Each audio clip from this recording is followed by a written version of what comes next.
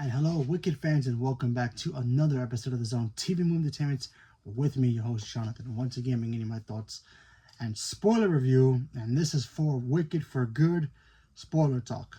So, if you have not seen Wicked for Good, what are you waiting for? Go watch it. Heck, go watch the play, and then you can watch this because it's pretty much the same thing. So, let's talk about the spoilers because, honestly, I want to talk about it. There's a lot of things in here that we need to talk about. I'm not gonna go too long on it, but I'm just gonna talk about the main stuff in here that worked for me and did not work for me. Because honestly, I really like this film, but I do have my little issues with it. So I'll start with the good stuff. So obviously, this movie does take place like literally. I mean, it doesn't really explain how long it's been since the first movie has happened in the time period in the movie, but obviously it came out last year, part one. So we all know at the end of the first one, she defined, Alphabet defined gravity. She rebelled against the wizard because she found out he couldn't read the Grimoire himself. He's a fraud. He's the one who's causing animals to disappear and lose this power of speech and all that stuff. So she went on a rebel spree, and everybody is like, hates her. So, but the wizard decided, you know what? Okay, we got our enemy. Now we need a public face. Who's going to be the face that everybody's going to listen to when this person says it's going to be okay, we handle it? Who else but Glenda, played by Ariana Grande, and this movie is more of an Ariana Grande story than the first one, because the first one, it is told by, it's more of an Alphabet story, but it's told by Ariana Grande's Glinda. And you do get to see Glinda's, backstory a little bit here in the first one. But here you get more depth in here of her character. Glinda grew up being all fabulous. Everybody loved her. She was beautiful as a child. But she had one flaw. She can't do magic. She really isn't magical, period. She needs a fake mechanical bubble machine to be able to fly through a bubble like she does. So Glinda Good in The Wizard of Oz is nothing but a fraud. So, but she's glamorous, she's beautiful, everybody loves her, and she became the public face of the of Oz. So make sure everybody stays calm and not worry too much that the Wicked Witch is gonna show up and take them out. But but deep down, Glinda, she feels like, I don't know if I can do this, but but she needs the fans. I feel like she can't function without having fans loving her whenever she twirls her hair and back and forth, wears the beautiful pink dresses. But she also got her other equal, and that's Fiyero. Fiyero is the love of her life. She loves Fiyero. Bach's in love with Glinda, but Fiyero is in love with Alphaba, and Nessa Rose is in love with Bach. So quadruple triangle here going on. So I thought that was cool. Speaking of Nessa Rose, we do get to see Nessa Rose have a transformation here as well. She becomes the Wicked Witch of the East, but they don't call her that. She does call herself that one time when she does sing a song, and you know what? She's kind of a little cold-hearted in here. She feels abandoned from Alphaba for what happened to her father. Her father literally died of a heart attack of shame because of what happened. Although kind of odd that he died of embarrassment when he doesn't even recognize her, so it's his daughter anyway, because she's green, and he blames her for her sister's condition, being in a wheelchair. By the way, the actress who plays Nessa Rose, very beautiful. She's actually in a wheelchair in real life, so that was kind of interesting how they were gonna use Nessa Rose's character here, because there is a scene here and also in the play of Nessa Rose's shoes turning red, and in the play she walks. Now obviously the actress can't really do that, but she does get to levitate, so I thought that was pretty interesting. She tried to keep Bach under her thumb, but doesn't work out because the poor guy is pretty much lovesick / stupid when it comes to Glinda. He sees a newspaper, he sees Glinda's getting married to Fiyero because apparently they're engaged, like she says in the first one. He just doesn't know it yet. So he sees it. He tells Nessa, "Hey, I gotta go tell the girl I love that I love her," which is a big no-no, especially when you're talking to a girl that's supposed to be your girlfriend. especially if she has the power to keep you from leaving Munchkinland. That's exactly what happens. Bach tries to leave earlier in the film, and of course the guards are like, you can't leave. You need a permit to leave here. Since when? Since now, because the governor disappointed the new law, saying all Munchkins must get permission to leave, and that includes you. Basically, it was just for Bach, not the other Munchkins, but she forced that for everybody just in case. So, yeah. Of course, you know, Elphaba shows up, Bach's afraid of her, and then Nyssa Rose decides to use the Grimoire, and doesn't go well. She can't read the Grimoire properly. She reads it kind of backwards and then makes Bach fly. Makes Bach into the Tin Man. So, yeah. So there's that. We also get to see Fiyero. He's now the captain's guard for the, you know, for Oz. He goes after Elphaba. Now, at first, Elphaba's like, oh, wow, he really does hate me now. But it was all for, you know, all for fake, all for show. He's in love with her. He goes with her when she confronts the wizard after they sing Wonderful. I thought that was a great song. And then she's like, oh, yeah, we can totally work together. Because, you know, Glinda's trying to get them to work together. And, you know, the wizard's like, listen, if you want to work together, I'll help you, whatever you want. Free the monkeys. Okay. He lets her free the monkeys. But he's got a secret. He's got Dr. Dolittle, the goat, locked up with all the other animals also locked up in his little vaults. So Elphaba gets mad, tries to choke him out with the broom, and then of course Fiyero saves her, and the two of them leave, having their very passionate, very sexy, PG kind of a style of like lovemaking. Don't worry, they don't really have sex in here. I'm just saying, you know, in a PG world, that was actually kind of hot. It's been a while since you see anything like that in a movie, you know, especially for a movie for kids or young kids. Anyway, I thought that stuff. At first, I was like, "What are they doing? This is not PG-13. What are they doing?" And then I remember it wasn't, because I remember it brought back flashbacks. Remember, I've seen Wicked the play back when Idina Menzel was in Broadway doing it. Okay, so it's been a while since I've seen it. And then I remember like, oh yeah, they do that scene.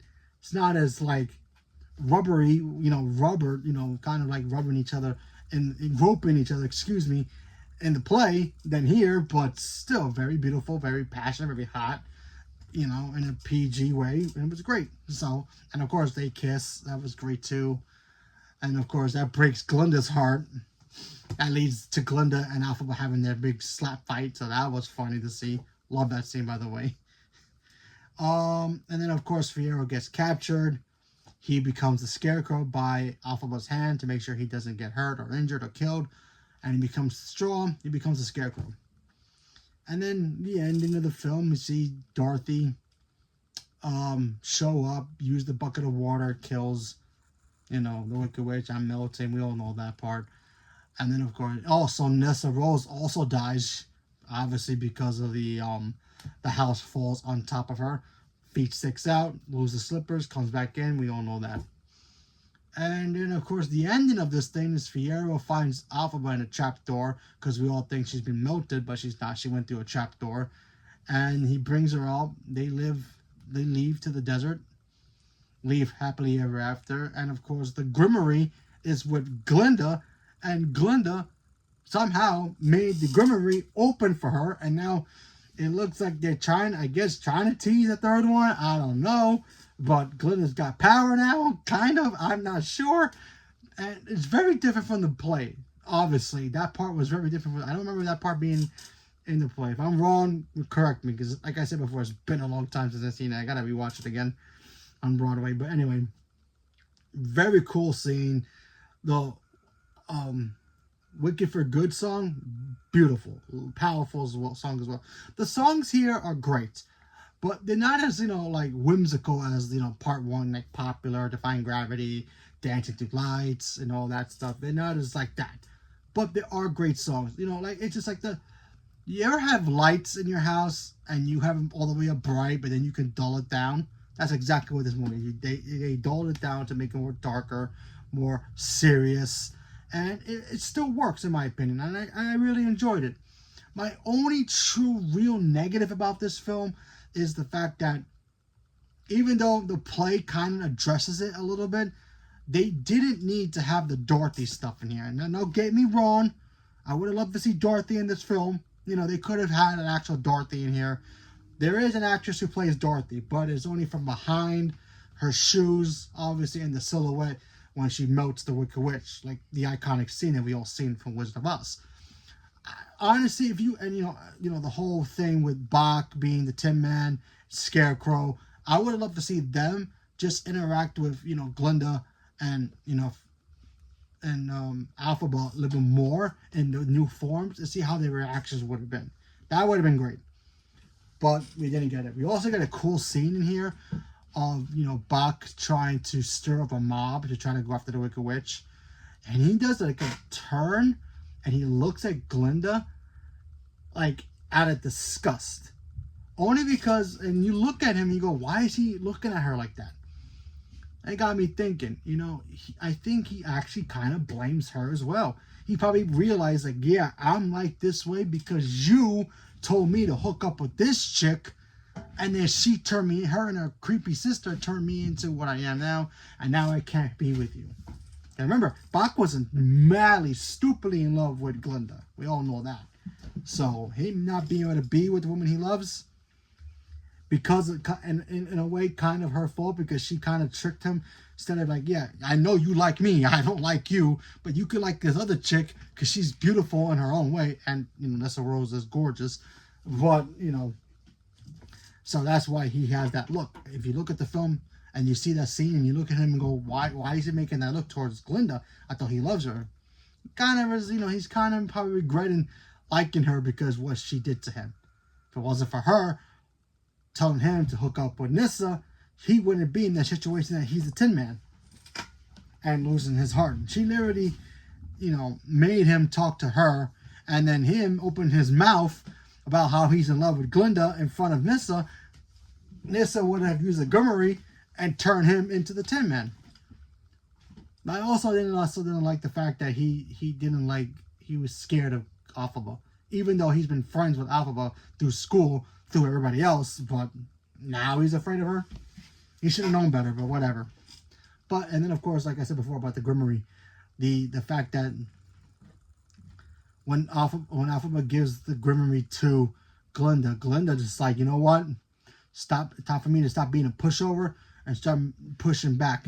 And she gets rid of the wizard after he finds out he killed his own kid, because Alphaba is his daughter, because he hooked up with her mother. So there's that. And she did the greatest thing in this movie. She got rid of Madame Marble. Now, I love Michelle Yeoh. She's fantastic. She'll always be a great actress. I hated Madame Marble throughout these movies because she used Glinda. She made Glinda feel small. And, you know, she's like, you're nothing special. I don't care about you. I know you're not magical. So, you know what? The hell with you. I want this one because she has power. But when Alphaba turned on everybody, she's like, oh yeah, I gotta use you. I gotta use a non-magic person. But then Glinda's like, you know what? The hell with you. Okay? And she told the monkeys, yo, take this chick out of here and just send her flying. And then she went to jail. So that was awesome. I was the only one clapping in that scene. I was like, thank you.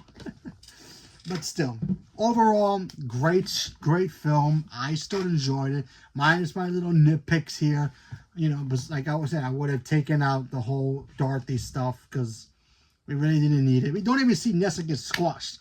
It happens. We don't even see her feet get sticking out anyway, unless it's a deleted scene, but you don't even see it. So, you know, there was no point.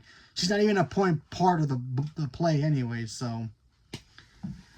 So, there you go. There you have it. And, of course, you know, maybe there is room for a third one. Who knows? Maybe the third one's going to be about Glinda being, you know, opening the book and reading the Gurry, getting power. Maybe he turns a psycho and Alphaba has to come back to fight her and get rid of her.